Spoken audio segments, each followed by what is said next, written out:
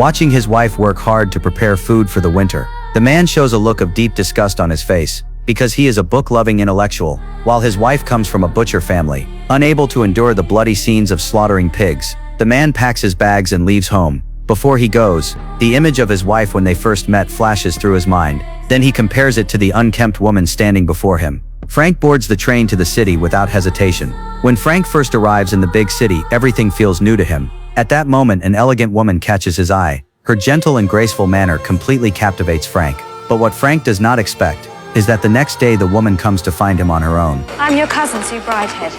It turns out the woman is actually Frank's cousin, but this only excites Frank even more, because he does not see their blood relation as an obstacle. Instead, he believes it gives them more chances to spend time together. For a while after that, Frank stays by Susan's side under the excuse of taking care of her. He takes Susan to amusement parks his wife has never been to, and whispers sweet words in her ear under the pretense of reciting poetry. Surrounded by romance, Susan slowly falls without even realizing it. When coworkers see how close the two are, they joke that Frank is deeply in love, but Frank always denies it. Deep down, he knows his feelings for his cousin are deeply immoral.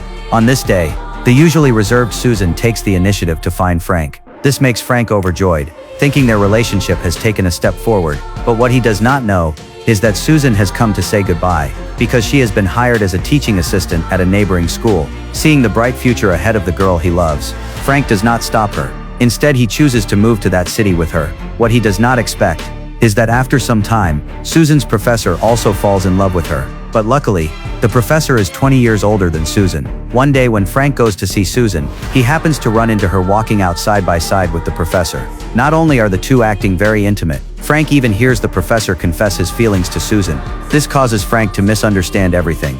That night, he takes the initiative to find Susan. He's too old for you. Susan becomes furious after hearing him.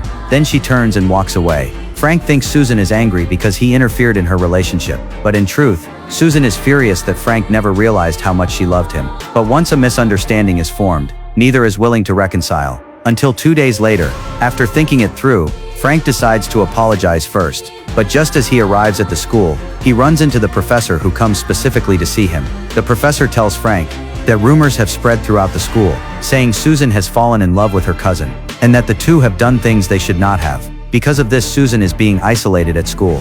Frank is heartbroken after hearing this, and asks the professor what can be done. The professor says, the best way to end the rumors is for Susan to get married. Only then can the gossip be destroyed. Although Frank is unwilling to let her go, he cannot bear to see the woman he loves be scorned. So he takes the initiative to find Susan, and tells her that he already has a wife back home who is a butcher. Susan is devastated the moment she hears this. Feeling deeply betrayed, she spends her days in tears. Meanwhile, the professor pretends to know nothing, and comforts Susan day after day. In the end, under his gentle care, Susan accepts the proposal, and Frank quietly packs his bags and returns to the small town he despises.